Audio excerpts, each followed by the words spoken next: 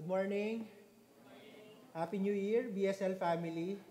Kanina habang kumakanta tayo, sabi ko, I feel at home sa BSL. That pala, Kuya Jay. It's once again a privilege to preach God's Word sa ating lahat. At hopefully you treat me as one of your own. Tayo magkakapatid kay Chris. At totoo po yun, tayo magkakapatid. So, hindi lang po ako guest dito, family member, hopefully, no? And I pray that our time together ngayong umaga ay maging mabunga, fruitful. 7 days into 2024, meron bang nagsulat ng New Year's resolutions? Mga nagsisi na kasi diet, ano ba yan? Mga babalikan natin. For some, the New Year can be a source of encouragement. Bago na naman. Pwedeng magbago. Ang katagangan, no? New Year, New Me. Nakita ko yata yung sa billboard, no? Kahapon. Siguro magre-recommit sa isang diet. Para sa mga seryoso, reading plan, no? Bible reading plan or any reading plan. Sa mga nagtatrabaho, it might be time to learn a new skill para ma-promote or para magkaroon ng extra income. Or sa mga married, baka new things to do with your spouse. Last year po ay finally nakapunta kami ng Japan. Wala na po kaming pera. So masaya po, napakasaya, no? Ito sa wonderful time.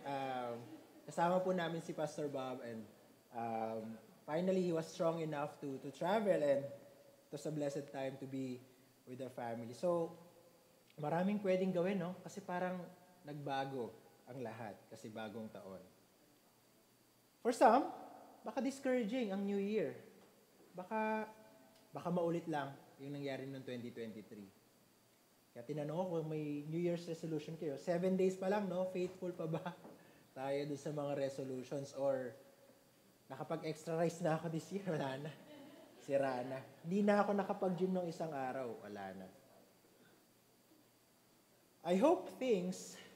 I pray that things will be better for all of us this year. I think that is a worthwhile prayer, especially for believers that we look forward to good things from God this year. New Year's resolutions can be good, mabuti. But my fear, siguro, is that most of the resolutions that we set for ourselves ay unsustainable.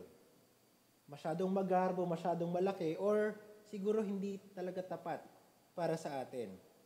And sometimes, people are just drawn with the novelty of the new year.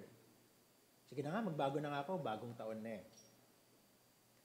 Kung papansinin niyo po ang mundo natin, may obsession sa mga bagong bagay, no? New and improved, no? Pareho pa rin naman yung laman ng sabon, new and improved pa daw. Or pagkain, or anuman. Para ma-justify na magmamahal siya, no? New and improved. I hope matandaan na natin to. Hindi lahat ng bagong bagay ay mabuti. Not all new things are good. I fear that the world's preoccupation with new things, tayo din, bilang mga Kristiyano, ay naiimpluwensyahan. And because of almost obsession into new things, we actually neglect great things in life. When I was preparing this teaching, I aimed for us to reconsider, reorient our thinking about what we are resolved about. Ano ba yung resolution natin? Hindi lang New Year's resolution. But resolution, anong direksyon ang patutunguhan ng ating buhay ngayon? Isa lang naman po yung bigay sa akin ni Pastor Jay na guideline to encourage the saints to persevere in the faith. And I went to possibly my most favorite passage, or actually most favorite book in the Bible, and one of my favorite passages in the book. And let me read to you Colossians 3, verses 1 to 4. If you have been raised with Christ, seek the things that are above, where Christ is, seated at the right hand of God. Set your mind on things that are above, not on things that are on earth. For you have died, and your life is hidden with Christ in God. When Christ, who is your life, appears, then also you will appear with Him in glory. Manalangin po muna tayo. Ama sa langit, salamat sa katotohanan ito. As we ponder your word this morning, may your Spirit speak to each one. For those who are believers for some time, remind us of who we are in Christ.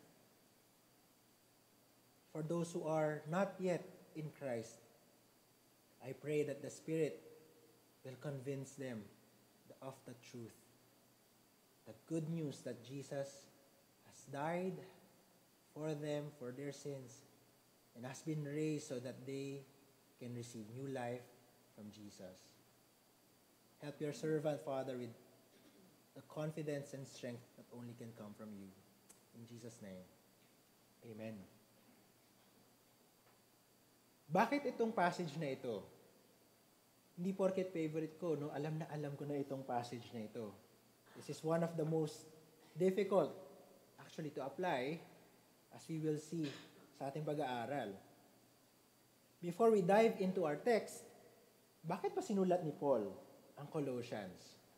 At bakit sinulat ni Paul itong chapter 3 in this way? Ano ba yung nangyayari sa church? Kapag iniisip ko yung church ngayon, hindi pa ako masyadong in-depth sa buhay ng BSL, no? Mukhang si Kuya Jay may plano siyang palalimin ang buhay ko within BSL. But I'm sure the church also faces the struggles or challenges ng church na sinulatan ng Apostol Pablo. Gagamitin ko po ang illustration ng isang puno, tree. Ito po ay isa sa mga paboritong gamitin ng Panginoon, no? A good tree produces good fruit, bad tree produces bad fruit. Even the Psalms use the tree to refer to life. So gagamitin ko na rin po ang illustration ng isang puno patungkol sa ating buhay. Wag mong sabihin sa katabi mo na puno ka. Ikaw lang, isipin mo ang buhay mo ay parang puno. Kailangan lumago, kailangan mamunga. Pero hindi ganon kadali mamunga at magpalago ng isang puno. May mga peste, hindrance, peste. Ito yung nagbibigay hirap, kumakain ng bunga, at minsan ay nilalason ang puno. Nagtrabaho po ako for 2 years sa isang agricultural institution. At ito po ang pinakamalaking problema ng ating mga magsasaka. Maraming peste at maraming hindrances sa pagtatanim. May peste po sa church ng Colossae. May naghihinder ng growth ng simbahan.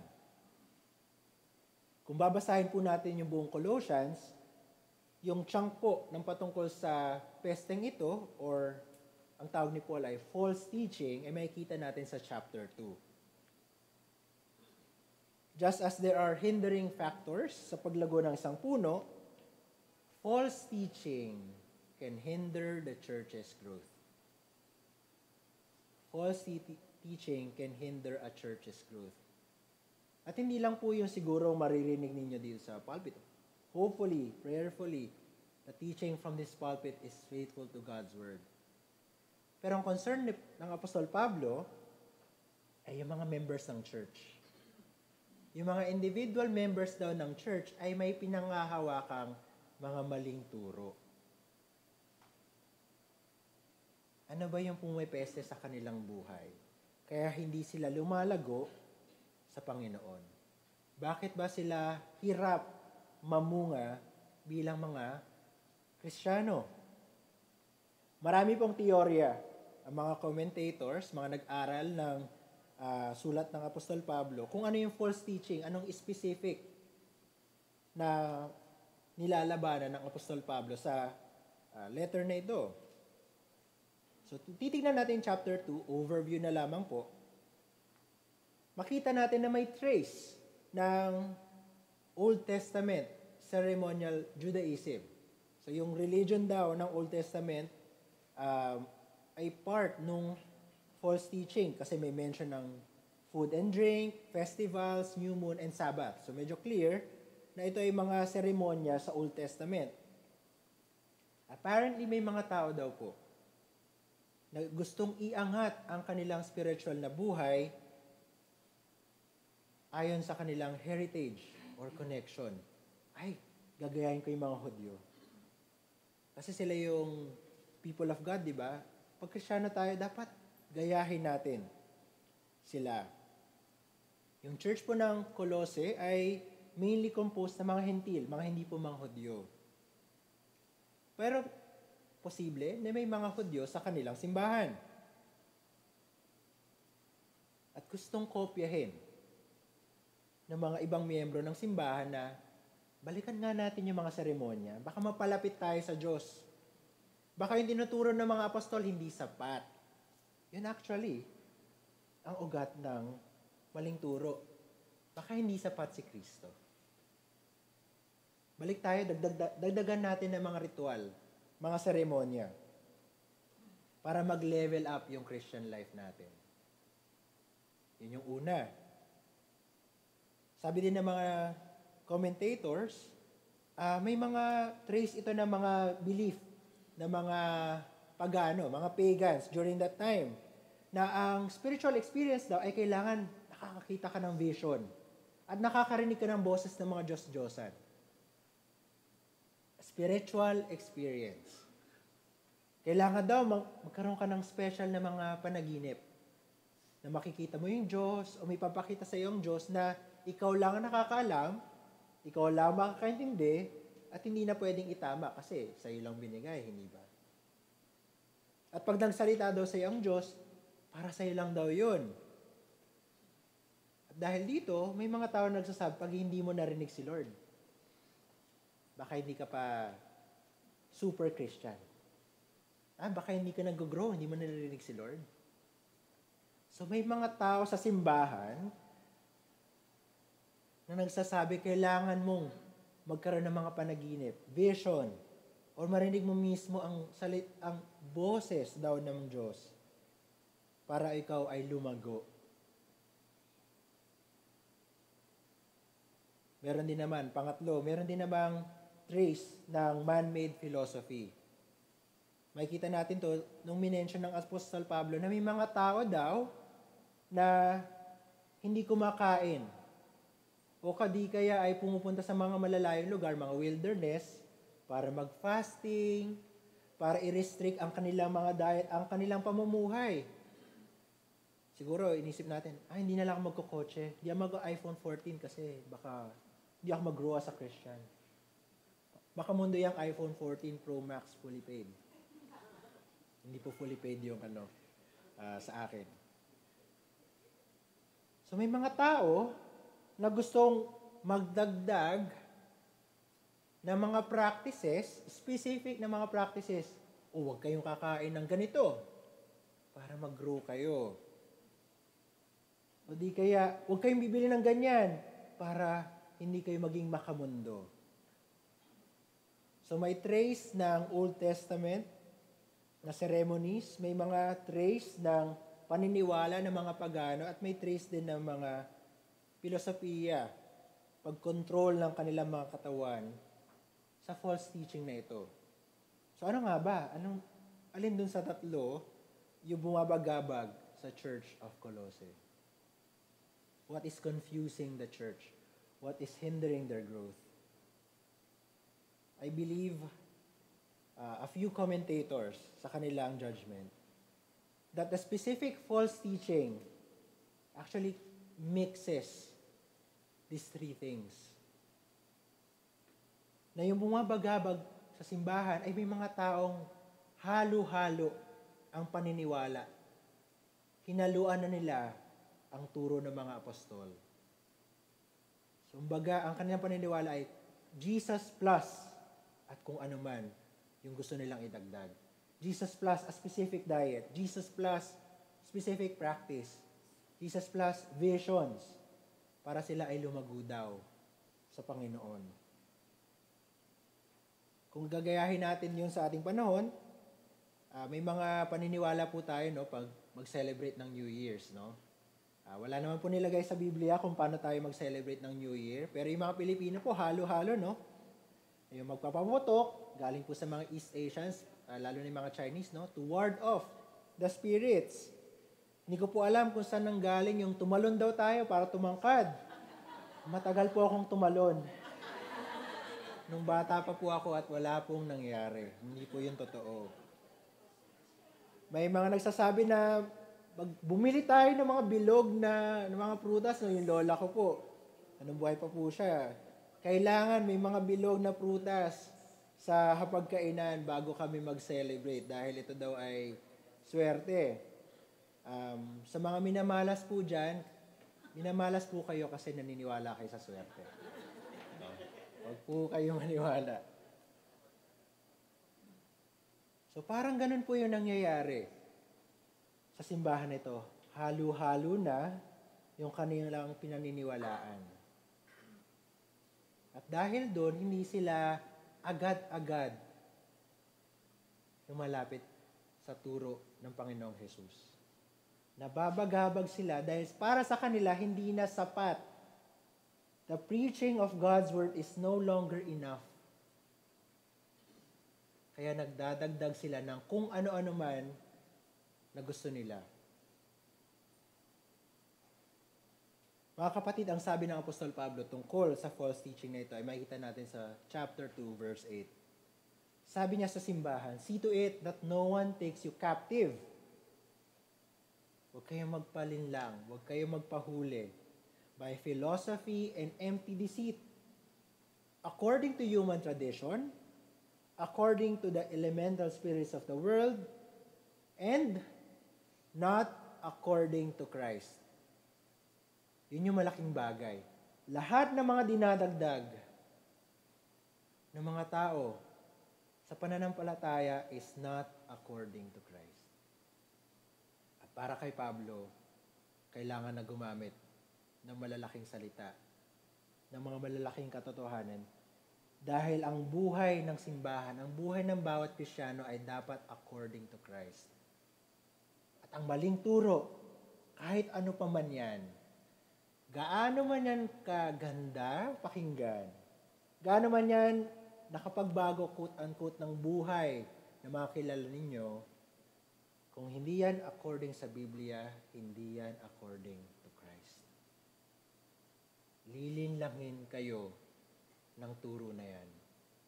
Hindi kayo lalago, mapepeste ang buhay ninyo. So ano ang habilin ng Apostol Pablo para sa ating mananampalataya? Tulad ng mga sinabi niya sa mga taga-Kolose, that we have 3 things because of Jesus Christ. 3 sure things because of Christ. Una, we have a heavenly identity. Pangalawa, we have a heavenly duty. Katlo, we have a heavenly future. Iisa-isahin ko po yan. Galing sa Colossians 3 verses 1 to 4. We have a heavenly identity. You have been raised with Christ. Sa verse 3, "For you have died, and your life is hidden with Christ in God." Ito ang panlaban natin sa maling turo. Sino ba tayo? Sino ka ba? Ano ang paniniwala mo tungkol sa iyong sarili? Who are you? If we are in Christ, Paul says, we have a new identity. A heavenly identity. Because Jesus is in heaven, our identity is tied up with Him and where He is. Bakit ka ba Kristiyano? Paano ba tayo naging Kristiyano? Dahil ba sumunod tayo kay Kristo? Dahil pananalangin tayo ng isang prayer? Dahil ba nung nagturo si Pastor Jay or kung sino man, naiyak ka, at tingin ko Kristyano na ako, naiyak ako. Ang mga bagay na to ay maaring mabuti and good, but this do not make us a Christian. This is what makes us Christian. We have been raised with Christ. God has given us a new identity, so tied up with Jesus Christ that our life should be about Jesus. It's as if yung buhay ni Jesus. Hindi pala it's as if. It should be, ang buhay natin ay parang si Jesus ang namumuhay. Siya nagko-control ng lahat. Tingnan natin yung paggagamit ng Apostol Pablo, no? Sa ating identity. Raised with Christ. Anong naaalala natin sa katotohanan ito? Mamaya, I think, no? Lord's table tayo. Magandang paalala because Jesus has died and was raised from the dead. Yun yung ginamit ni Paul sa verse 1 at verse 3. We also have died and we also have been raised to new life. Yung nangyari sa Panginoong Jesus, dahil tayo ay united with Him, sa Kanyang kamatayan, namatay na rin tayo. Yung ating mga kasalanan ay napako na rin sa krus. At dahil siya ay binuhay muli, raised by God the Father into newness of life, tayo rin may bagong buhay tulad niya. New Year, New You, totoo po yun sa isang Kristiyano. There can be a new you because God can make you new. Ito lamang po yung paraan. Kaya yung maling turo sa Kolose ay napakadelikado. Sino ang nagbibigay ng buhay sa maling turo? Sino ba ang naitataas? Anong nangyayari? Kung sino yung tuturo, siya yung naitataas. At kung ano man yung sinasabi niyang ibibigay niya sa inyo, maniwala po kayo, hindi niya kayang ibigay yon. Dahil ang Diyos lang ang kayang magbigay ng mga tunay na mga bagay. Pag-asa, pag-ibig, tunay na buhay, lahat ng pangakong yon, hindi kayang ibigay ng tao. Ang Diyos lang mismo ang kaya magbigay nun. Tingnan lang po natin yung verse 3, dahil medyo kakaiba po yung pagkakasabi ng Apostol Pablo tungkol sa buhay ng isang Kristiyano. Sabi niya, nabasa niyo na po ba ito? For you have died, okay? Parang si Kristo, no, namatay tayo, and your life is hidden with Christ in God. Nakatago daw with Christ in God. Bigyan ko lamang po ng linaw ito dahil isang malaking parte ng false teaching ay dapat daw kitang-kita ng madlang tao na ikaw ay spiritual, na ikaw ay lumalago. Dapat kitang-kita nila. Kaya tingnan nyo po yung maling turo, di ba? May seremonya. Kita ng lahat. Ay, spiritual yun ah. May mga practices, ay, hindi kumakain ng ano. Kontrolado yung sarili. Mature. Diba? Kailangan nakikita ng tao. Yun yung gusto ng maling turo. Mag-focus tayo sa external, sa appearances. Kaya ginamit ng Apostol Pablo yung katotohanan ng ating tunay at totoong buhay ay nakatago kay Kristo. Dahil, nanyo muna yung kapatabi ninyo, mukha ba siyang galing langit? Parang hindi naman, di ba? Kung totoosin, parang hindi naman. Pero nakatago. Dahil yung tunay na buhay, hindi man sa panlabas na anyo, hidden. Pero totoo. Totoo. Hidden with Christ in God. Just as we don't see Christ now visibly, because He's seated at the right hand of the Father. Pero totoo, si Jesus. Hindi ba? Totoo rin yung tunay na buhay sa kapatid natin, sa atin. Isang malaking kaisipan ito sa mga Hudyo, yung hiddenness but true. Yung sinasabi ni Paul dito rin sa Colossians, the mystery that we Gentiles, yung plano daw ng Diyos, ay tayo ay maisama sa tunay na buhay na dapat ay para sa mga Hudyo lang, lahat ng tao daw ay pwedeng maging bago kay Jesus.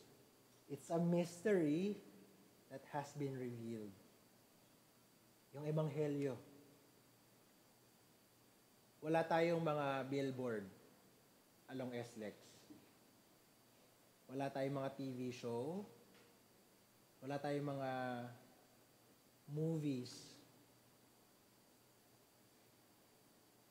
na pwede nating ipaalam sa lahat, ipangalandakan na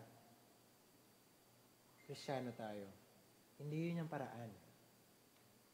Ang paraan ng Apostol Pablo na ipakita that we are hidden with Christ in God ay hindi yung panlabas lamang na panganyo. Ang panlabas po, nakikita natin sa Colossians 3, ay bagong ugali. Pinapakita ng Apostol Pablo na ang tunay na buhay, ang tunay na pagbabago ay hindi sa seremonyas, hindi sa mga ritual, hindi sa mga special diet, hindi sa kung sino ang kilala natin, hindi sa mga connection natin, kundi sa Panginoong Jesus lamang. At para sa mga nasa labas, parang wala naman. Parang nakatago. Oo, nakatago. Nakatago sa ngayon. Kaya ang gusto ng Apostol Pablo, na ang ating bagong identity, hidden in Christ with God, kailangan nating ipamuhay dahil sa ating gamit ang bagong pamumuhay at pag-uugali.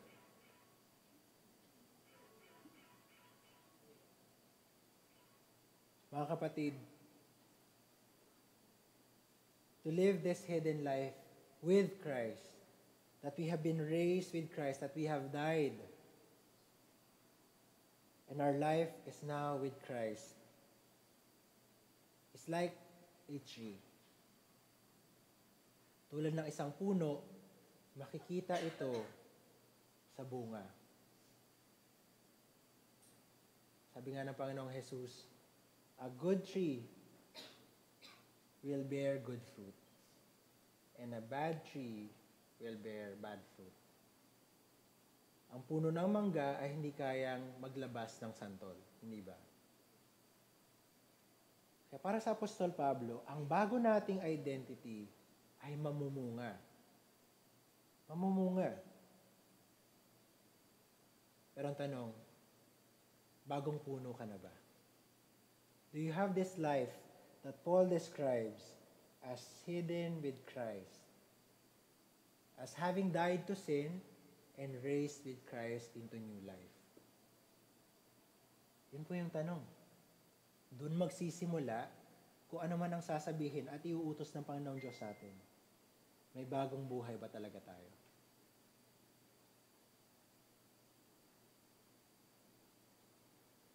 We have a new heavenly identity. It could be hidden from others, but it is still true. We show it by good fruit. At ano ba yung fruit? At ito ang point ng passage ng Apostol Pablo. Yung makikita natin sa kalahati ng verse 1 and the rest of verse 2. Sabi ng Apostol Pablo, if you have been raised with Christ, seek the things that are above, where Christ is, seated at the right hand of God. May utos, seek. Verse 2, set your minds on things that are above, not on things that are on earth. Dito tayo magpo-focus, mga 2 hours. Ah, dalawang bagay para makita natin kung ano yung pinapagawa sa atin ng Apostol Pablo. Para malabanan ang maling turo. We must seek the things above, where Christ is, seated at the right hand of God. Sa ibang translation, pinarallel niya dun sa verse 2. Yung verse 2, di ba? Set your minds. May nag-translate na set your heart on things that are above. Set your heart on things that are above. Kung yung maling turo ay pumipeste sa buhay Kristiyano, dahil ang maling turo ay minsan, at kadalasan, enticing. Uy, pwede naman yun ah. Wala naman mawawala kapag dinagdag ko to. O di kaya, hindi naman malalaman ni Pastor Jay. Hindi naman malalaman ng church. Ako lang naman gumagawa na ito. Sabi ng Apostol Pablo, yung false teaching ay convincing. Sabi niya may appearance of wisdom. Sa chapter 2, verse 23. May wisdom. Mukha namang tama. Mukha namang tama. May tama. Interesting yung gagamitin ng Apostol Pablo na illustration kung paano natin malalabanan ang ganitong klaseng maling turo. Yung enticing at madali tayo makonvince. Gagamit siya ng idea ng space. Ang sabi niya, pwede naman sabihin ng Apostol Pablo, seek the things above. Or seek Christ, hindi ba? Or set your mind on Christ. Madali lang naman sabihin yun, di ba? Ngunit gumamit ang Apostol Pablo ng illustration ng space. Kung saan tayo pupunta, doon daw dapat tayo nakatingin. Parang ganun yung sinasabi ng Apostol Pablo. Or, kung ano yung pinapahalagahan mo, kung nasaan man yon, kung ano man yon, yun yung pag-isipan mo. Doon dapat manggaling ang iyong puso at isipan. Dahil abstract, yung sinasabi ni Paul na seated, where Christ is seated. Heaven yun, di ba? I'm sure wala pa naman sa atin nakakita ng heaven. At mahirap nga sa atin para isipin, ano nga ba itsura ng heaven? Sabi ng Biblia, it's a place of perfect peace, walang kasalanan, lahat maganda, lahat mabuti. Parang hindi ko makita yun ngayon eh. At kaya nalilin lang yung mga tao. Dahil yung gusto ng maling turo, nakikita dapat natin, di ba? At yung ating mga mata, madaling ma-entice. Dahil hindi natin ma-imagine ang heaven. Yung sinasabi ng Apostol Pablo, kung saan tayo pupunta, kung nasaan si Kristo, sabi niya, pag-isipan ninyo ngayon kung saan mismo si Kristo, kung nasaan siya. Look to where Jesus is. Look at what Jesus has done. Look at what Jesus has taught. Saan natin makikita yon? In the Scriptures. In the Word. The Word describes reality. Hindi man makita natin ngayon, but what the Bible says to us is not just good principles, maganda mga statements, kailangan i-memorize, kailangan tandaan. Mga kapatid, ang binigay sa atin ng Diyos, God's Word, constitutes reality. Dinedescribe ng salita ng Diyos kung ano ang tunay at totoo. Kaya kung sinabi ng Panginoon that you have been raised with Christ, totoo yun. Bago na dapat ang buhay mo. That you have died, oo, namatay ka na nga doon sa krus ng Kalbaryo 2,000 years ago. It's as if you were there. Hindi lang siya good vibes, hindi lang siya magandang statements. Mga kapatid, God's word is true. So that Paul wants us to think about these things because these things are true. Hindi natin ma-imagine, tignan natin yung sinabi ng Diyos. Ito sigurado, kaya po isinulat. Kaya po patuloy na itinuturo. When Paul says that we should seek the things above where Christ is, that we should set our minds on things above, we should live out the virtues of the heavenly kingdom of Jesus Christ. And the virtues are laid out. The realities are laid out in God's word. In God's word. Kung yung false teaching is concerned about reaching heaven by using special privileges, special practices, at its root is that we elevate man. Pero sabi ni Pablo, baliktad. In Christ, we are already in heaven. We are heavenly citizens. Therefore, live out heaven here, right now. That's why we should seek the things above, kasi nandun na tayo. Heaven is in us right now. Why? Because we are in Christ. Yun yung imagery na ginagamit ng Apostol Pablo. Nasaan na ba ako ngayon? Sino ba ako ngayon? Nakatira ako sa ganito, sa ganyan. Totoo yun, pero at a deeper level. Ang gustong isipin, ipaisip sa atin ng Apostol Pablo. Dahil yung maling turo, gustong maabot ang langit, ang sinasabi niya, kung ikaw ay naka Kristo, dinala ka na ng Panginoon sa langit. Ang langit ay nasa iyo sa bago mong buhay ngayon.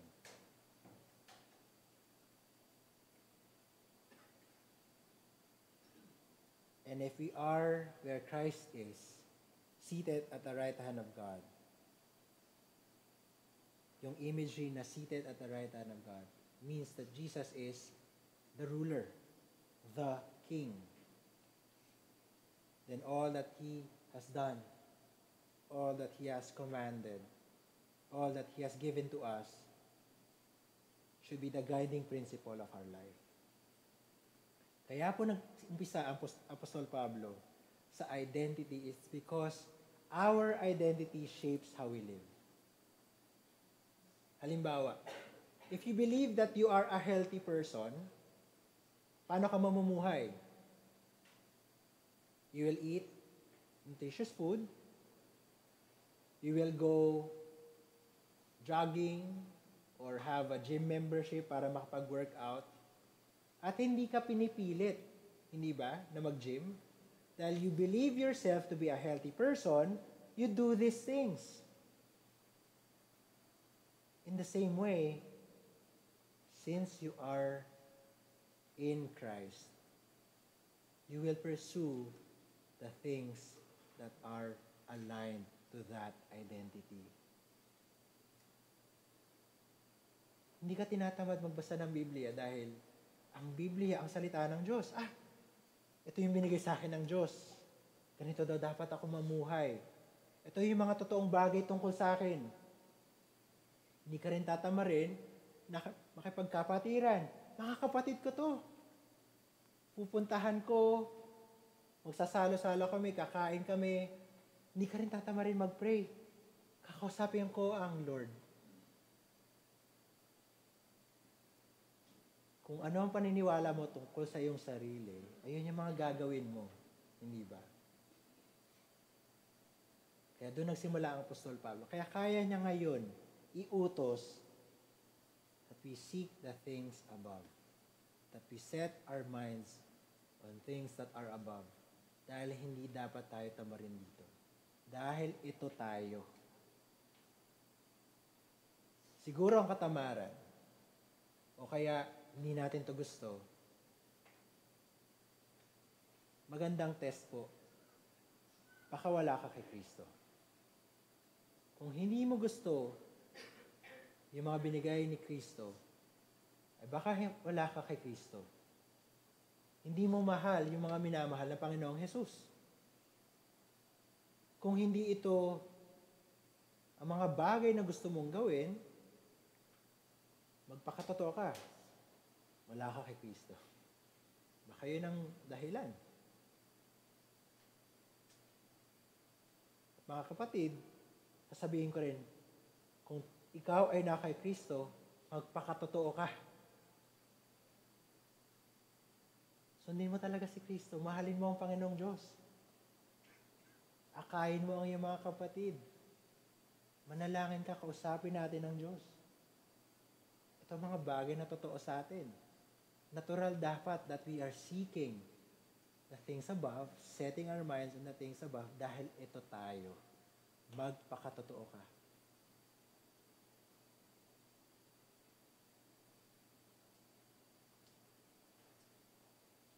Susundutin ko lang yung isang sinabi ng Apostol Pablo sa verse 2. Ganda, no? Seek the things that are above. Set your hearts on the things above.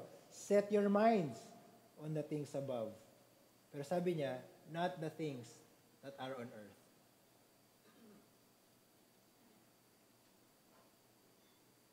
What are the things on earth? Hindi po ito yung ating mga bahay, no? Hindi po ito yung ating mga damit. Hindi po yung mga pagkain. Hindi po sinasabi ng Apostol Pablo, don't seek the things on the earth. Huwag ka na kumain. Huwag ka na magdamit. Huwag ka na magbahay. Hindi po yun yung sinasabi niya, no? Hindi po niya sinasabi na ito ay mga mali. Dahil po ang seeking at setting our minds is ongoing, active, a direction for our lives. Ang sinasabi ng Apostol Pablo, huwag tayo maging obsessed sa mga bagay na nandito sa mundong ito. Huwag tayo ma-obsess sa sinusundan ng mga tao sa mundong ito. Ano ba ang obsession ng mga tao dito sa mundo? Kasikatan. Hindi ko talaga masundan, mga kapatid, no? Yung mga TikTok, yung mga influencer. Hindi talaga. Hindi ko alam kung bakit pinapanood sila ng mga tao. Actually, medyo alam ko pala, no, kung bakit. Gusto sumikat. Ito yung mga obsession. Makilala. Ano pa ba? Makuha ang gusto. Kahit hamakin na ang lahat.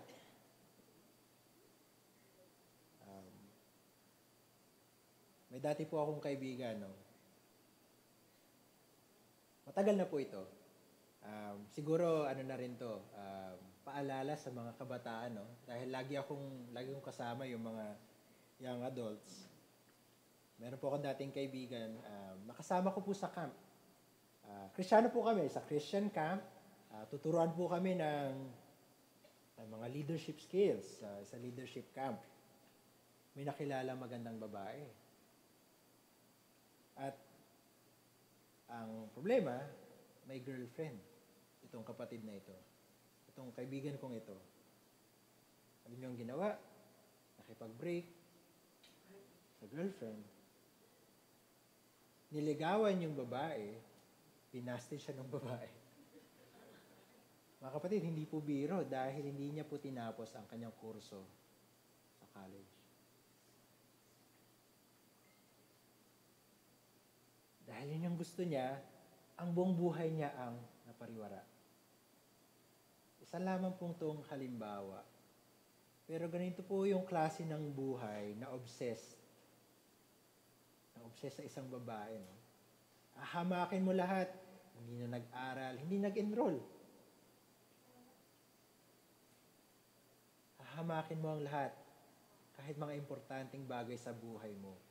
Makuha mo lang ang gusto mo. Ganun po ang hatak ng things of the earth. Na-obsess ka sa mga bagay-bagay dito. Pagmamahal ba yan? Kayamanan? Sapatos? Bagong gadgets? Simpleng mga bagay, no? Hindi naman masama. Pero kung yan at yan ang pinag-iisipan mo, yan ang sinisik Yan ang sineset mo sa isipan mo. Ayan yung sinasabi ng Apostol Pablo. Ito yung things of the earth.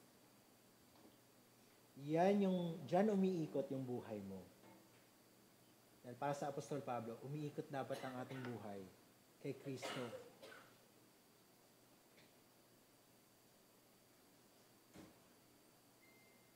Parang mahirap naman yan. Parang burdensome naman yan. Lahat ng bagay dapat umikot lamang kay Kristo. Again, ang paalala, dahil nagsimula ang Apostol Pablo sa issue ng identity, kung sino ba talaga tayo. Itong mga bagay na ito ay pagiging true to ourselves, quote-unquote, sabi nga ni Kevin DeYoung. Nagpapakatotoo lang tayo. Dahil ako ay na kay Kristo, magpapakatotoo lang ako. Mamahalin ko siya, hahabulin ko ang lahat na makalulugod sa Kanya. That is why it is possible. Sabi ng isang commentator, setting our hearts and minds on the things above and not on earthly things is both necessary and possible. It is necessary because our union with Christ means we no longer belong to the realm of this earth, but to the heavenly realm. And it is possible because our union with Christ severs us from the tyranny of the powers of this world and provides us with all the power needed to live a new life. End of quote. Maaari, posible, at karapat-dapat na mamuhay bilang Kristiyano. Ganda, no? Posible. Posible tayo mamuhay bilang mga citizens ng heaven. Posible, mga kapatid. Hindi doon nagtapos ang Apostol Pablo. Yung buong chapter 3, siguro po assignment, no? Basahin yung Colossians. It will take you 20 to 25 minutes po. Isang upuan. Mababasa niyo po lahat. Maganda siyang basahin. Kung babasahin niyo po yung chapter 3, mapapakita po dyan ng Apostol Pablo yung kung paano ba mamuhay bilang Kristiyano. Ano po ba itsura ng bunga ng ating buhay? Sa verses 5 to 11, sasabihin ng Apostol Pablo, put off the old self. Yung old self na ang obsession ay things of the earth. So, makikita natin dyan yung mga masasamang ugali. Sexual immorality, impurity, passion, evil desire, covetousness, malice, slander. Grabe, no? Yan daw yung mga bunga ng lumang buhay na dapat na nating talikuran. Yung itsura po na ginagamit ng Apostol Pablo ay parang damit, kubarin na daw po natin. Put off. In verses 12 to 25 ng chapter 3, hindi po natin aralin, no? Sinasummarize ko lamang po para sa ating final point. Sabi ng Apostol Pablo, put on the new self. Isuot mo yung bago mong damit. Ang bago mong identity. Ano ba itsura nito? Compassionate hearts, kindness, humility, meekness, patience, forgiving each other, harmony, love, peace, singing God's word together, teaching one another, being thankful. Yan yung itsura ng bunga ng heavenly life.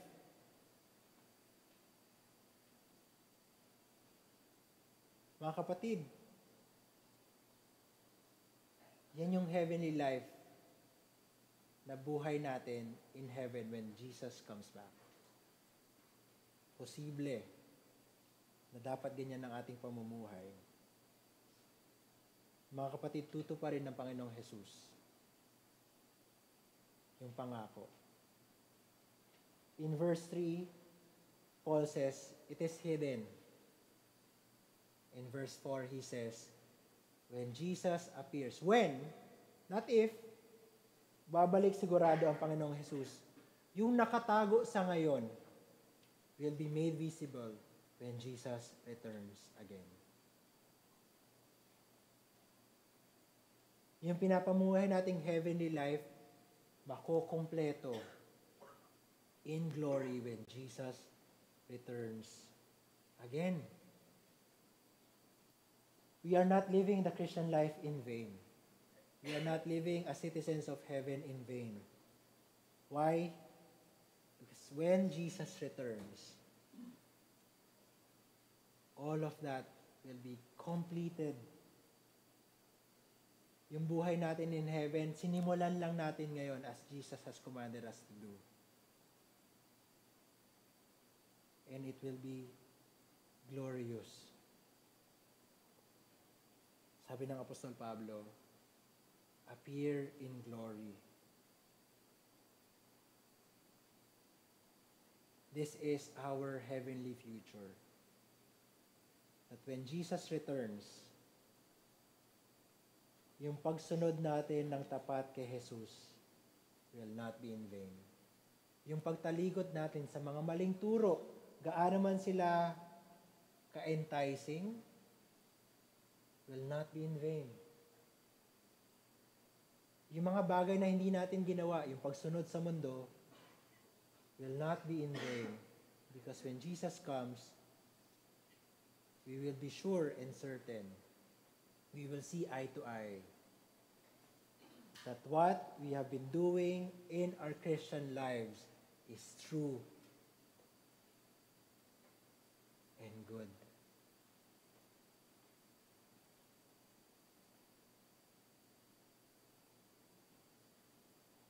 Yung false teaching man may sound good, may be enticing. Siguro mga kaibigan nyo, yan ang ginagawa. But like any other idol, as the Bible says, it may have eyes, but it cannot see. The idols may have ears, but cannot hear, hands, but cannot touch, feet, but cannot walk. In short, ang maling turo, false teaching, promises many, many good things, but it will not deliver. It will disappoint. It is because it has no power at all. So when Paul says that Jesus promises heaven, that we should seek Him, that our identities are tied up in Jesus, Jesus is able to do what He has been saying all this time. Because He has the power, because He is God, He is seated at the right hand of the Father. He is the King. Ito po ang ating fuel sa ating resolutions to be faithful believers. This Jesus. To end, bakit nga ba tayo nahuhulog sa patibong ng maling turo? Why did the Colossians fall into false teaching? Pwede mong tanungin ang iyong sarili, bakit ba ako na-entice sa mga bagay sa mundong ito? Ang gusto ng ng maling turo or false teaching is to elevate yourself and to lower God.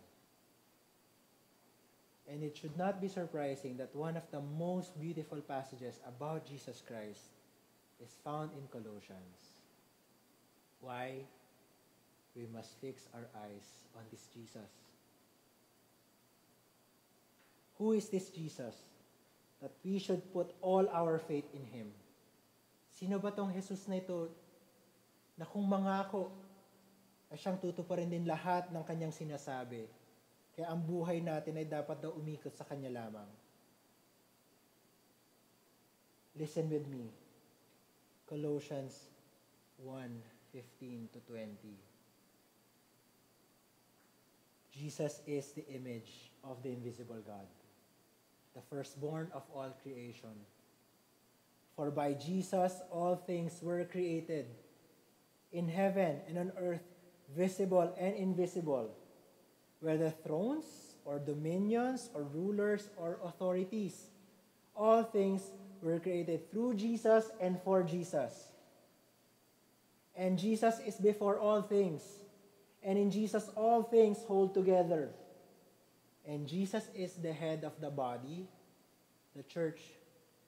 Jesus is the beginning, the firstborn from the dead, that in everything Jesus might be preeminent. Above all in all, preeminent. For in Jesus all the fullness of God was pleased to dwell, and through Jesus to reconcile to himself all things, whether on earth or in heaven, making peace by the blood of Jesus' cross. This is the Jesus we worship. This is the Jesus being obscured by the false teaching. Church, this is the majestic, awesome Jesus that gave us new life. This is the Jesus that we are seeking. This is the Jesus that we must set our minds on every day. This is the same Jesus that will appear again. And when he does, we will appear with him in glory. Heavenly identity, heavenly duty, heavenly future, all because of Jesus.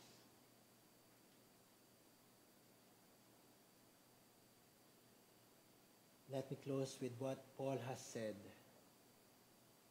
Everyone who believes in him will not be put to shame. Romans 10:11. If you are here and you are not in Jesus, put your faith in him. Lahat po ng sinabi ko, lahat po na nakasulat sa Biblia ay magiging totoo para sa iyo. And you will not be put to shame. Para sa aking mga kapatid, ang ating pananampalataya, Jesus will not bring us to shame. So face this new year with courage, with hope. Ano man yung nangyari sa 2023, kalimutan na natin. Focus on who you are in Christ. And believe me, believe the scriptures. Everyone who believes in him will not be put to shame. Let's pray. Father, we thank you. The hope is sure. We will not be put to shame because Jesus is King.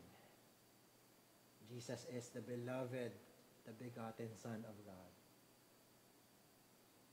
And our lives are so tied up to him that we are made new.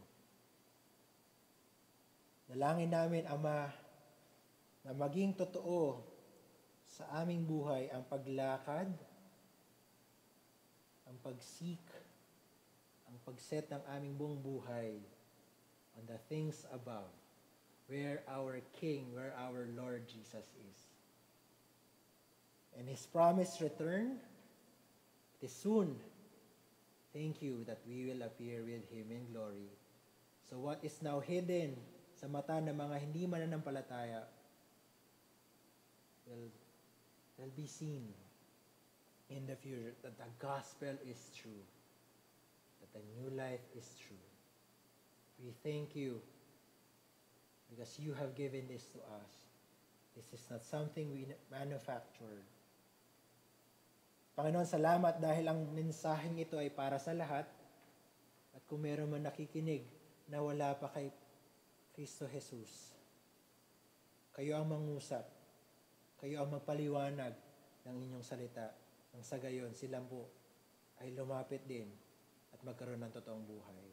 In Jesus' name we pray. Amen.